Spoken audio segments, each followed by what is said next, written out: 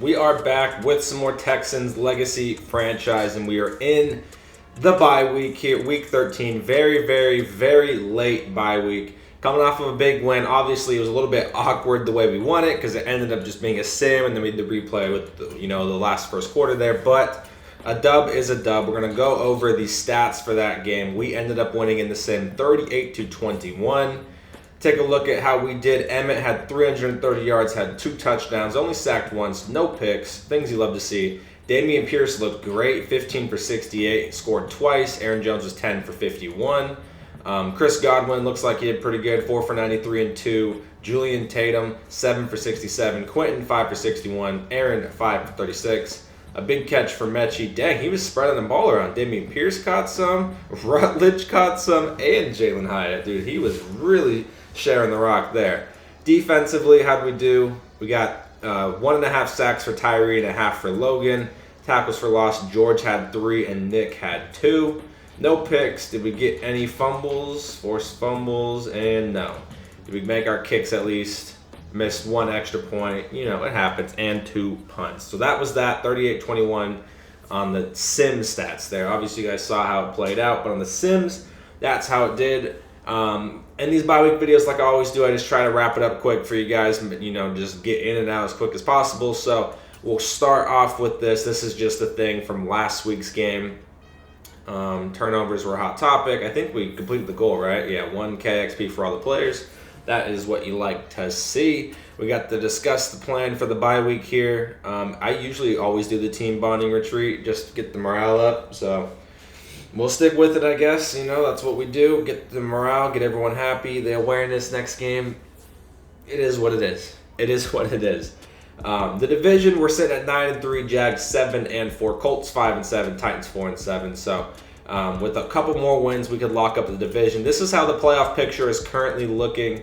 We are the 2 seed trying to catch the Bengals. He's going to have to lose 2 more. He only has 1 loss. So the Bengals, unless he chokes here down the stretch, will most likely get the number 1 seed. You got a couple teams fighting for that 7th spot. You got the Jags currently facing the Broncos and the Jets taking on the Pittsburgh Steelers. So that is how it lays out as things stand. Obviously, some things can change. So NFC side, we got the 49ers taking on the Commanders. Lions taking on the Panthers. Bucks taking on the Saints and the Eagles as the first round bye. Still quite a bit of games left. There's 4 games left. So quite a bit of time. So we can't, say that that's going to stay there for sure. Next on the list, we'll go over our stats here, talking about how our team's doing, then we'll go over the leagues. Actually, yeah, we'll do our team first. We'll do the team first. So Mr. Emmett Walters, very, very up and down season. He's got just over 3,000 yards so far. He's 200 for 289 with a 69% completion percentage, 23 touchdowns, 15 picks. Not the best ratio. Not that many touchdowns. He's having a very interesting season because it's nothing crazy. He's been getting the job done. He's been leading us to a lot of come from behind victories, but it hasn't been perfect. There's been some lumps. So it'll be interesting to see how it plays out towards the playoffs, in the playoffs and stuff, how we do if we can finally get a freaking playoff win. Giles hasn't had much opportunity to pass. He passed the ball 3 times, only completed 2 of them. So for 16 yards, he was just out there, probably when the game's over at this point. Rushing, it's been all right. Aaron Jones, 166 for 716 and 7 touchdowns, only 1 fumble. Dameon Pierce, no fumbles, 8 touchdowns and 408 yards on 88 carries. He's averaging a little bit more than Aaron Jones. Not too bad. Mr. Giles, 20 for 145 and 2, and then you got Rutledge even sneaking in there with a touchdown. So nothing spectacular on the ground, but it's been all right. It's been very hit or miss, just like Emmett. Chris Godwin with his first season here has been great. 59 catches, just over 1,000 receiving yards, and 10 touchdowns. Quentin, took a step back. He's no longer the number 1 receiver anymore with Chris here, but still very, very good downfield. 40 for 845 for him with 8 touchdowns. Julian Tatum, same thing. If Quentin takes a step back, he's going to take a step back. 31 for 469 and 2 so far for him. Aaron Jones, 38 for 351. Jalen Hyatt, not really involved that much anymore, 20 for 210 and 2. Hayden Hurst makes a couple plays here and there, even got a touchdown. Mechie got a couple catches for these guys down here, but These are the main guys in the receiving department, just getting the job done. Sacks allowed, we got Laramie and Orlando, both our tackles with 6. But hey, I mean, Kenyon's got 1. Our starting center has 0. Not bad. And Mr. Wright, what a resurgence for him. He was terrible. At right tackle, this dude was terrible. Switched him over to guard, and he has been tremendous. So that was a big play there for us. Tackle leader, Christian Harris, really no surprise. He got 103. Our tackles for loss leader is 16 with George. He has 9 sacks. Damn, George. Much better season. 9 sacks. That's what we like to see. If we can push in the 10s there. I don't think we had anyone in double-digit figures last year. And I think George was not that good last year. He had like 7 sacks on the season. So if we can get that in the like 11, 12 range, that would be amazing. Derek Brown with 5 with a bunch of 3.5s down here. But good start or good season for George Rose here, leading us in sacks and tackles for loss. Pick leader, Jalen Petrie with 5. We got picks. Everyone's got picks. Everyone's getting pinks around here.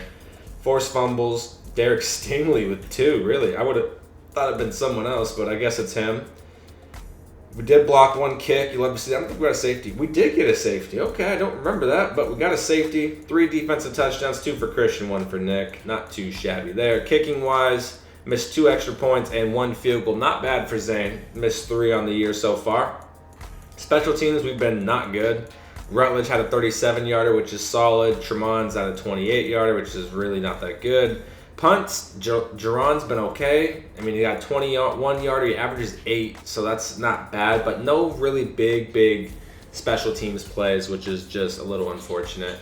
Let's look at the league leaders here. Passing yards leader is Braden Hooklin with 4,233. He's got over 1,000 yards on my man Emmett Walters, which is crazy. 42-10. Yeah, see that ratio is nice. Leads the league in touchdowns. Pick leader, we got Paul Hartman with 26 picks. He's out here trying his best, man. He really is. Austin Wolf has been sacked 59 times. That is bad. That is new levels of bad. Rushing leader, we got JT with 1,400, probably our touchdown leader. Oh, it's tied with Josh Jacobs, who also has 15. Fumble leader is Jalen Hurts with 8, and Mr. Wolf, he's getting sacked so much, so it makes sense. Receiving leader, our receptions leader is Mike Evans with 73. Our total yards leader, obvious, Marquez Webster with 1,400. Chris Godwin is 3rd, which is nice to see. He's getting up there. Shirley is the touchdown leader. Jeez, 18 touchdowns. That man... When you're 99 overall and you got 99 speed, that's just kind of how things go. I mean, that's just kind of how they go. Blake Freeland and Jackson Kirkland are the league leaders in sacks allowed. Defensively, our tackle leader is Tremaine Edmonds with 118.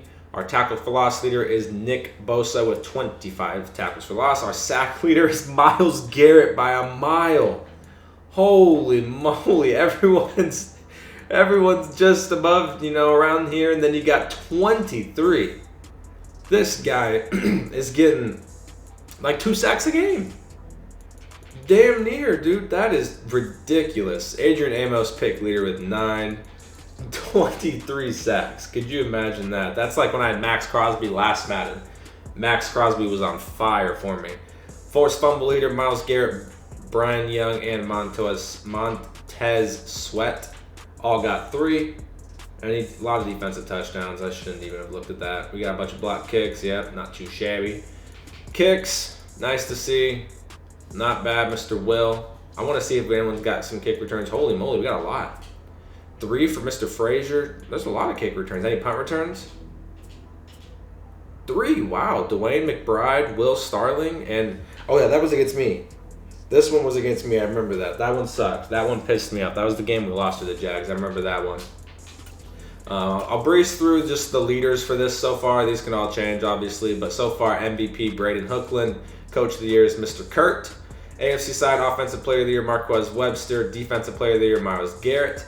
Offensive Rookie of the Year is Terrell Love. Defensive Rookie of the Year is Zach Wallace. Trevor Lawrence, Best QB. Jonathan Taylor, Best Running Back. Best Wide Receiver, Marquez Webster. Best O-line, Mr. Mike. Holy moly, look at all the Patriots. His whole starting line. His whole entire starting lineup. Holy moly. That's pretty crazy, man. 5 players straight. His whole lineup. That's insane. I don't think I've ever seen that. Best D-line, Myles Garrett. Best linebacker, Max Crosby. Best DB, Mr. Amos. Best kicker, Justin Tucker. And that is that. Excuse me. For the AFC side, NFC Offensive Player of the Year, we got Orlando Goodwin, Pete Werner for Defensive Player of the Year, Russell Ford, Offensive Rookie of the Year, Lloyd Blanton, Defensive Rookie of the Year, Braden Hookland, Best QB, Orlando Goodwin, Best Running Back, Keenan Allen, Best Receiver, Taylor Moton, Best Offensive Lineman, Eric Armstead, Best Defensive Lineman, Rashawn Gary, Best Linebacker, Daryl Woodyard, Best DB, and Young Ho Koo, Best Kicker. So that is that so far in the awards race. It's been, like I said, it's just been a very interesting season. We're still in a good spot to get the 2 seed if we can, close things out. I'll show you guys our remaining schedule here. It's a lot of division games. I think it's two or three. I can't remember. Yeah, we come back with, it's 5 more games. We come back with 2 division games against the Titans and the Colts, a Ravens matchup, which could be a preview for the playoffs. That's who we're supposed to play as things stand. So could be a preview there. We got the Falcons, and then we got the Broncos, who are sitting just below us at the 3 seed. So that'll be a big game to close things out if it's close in the seedings to get the tiebreaker there. We've won on a nice little win streak here. We really have. We struggled 4 weeks straight, got smacked against the Jets. This game kind of got smacked. The score doesn't show it, but we got smacked. This one I was getting destroyed. Somehow came back and won. This one absolutely smacked. And then found a way to get the job done 3 straight weeks into the bye week. So we're starting to get another, groove here. If we can close it out with some dubs here, we'll be looking great for the playoffs. This is our last season, so we got to finish strong and at least win a playoff game. I've never went a whole Madden not winning a playoff game. So if we go this whole Madden, 4 seasons, I think is what we did, and I don't win a single playoff game, that is going to be a tremendous failure. So we got to make a run here in our final season. That's it for the bye week video. Not much else to talk about. Next week, we got Tennessee. I hope you guys enjoyed this video, and I'll see you guys in the next one.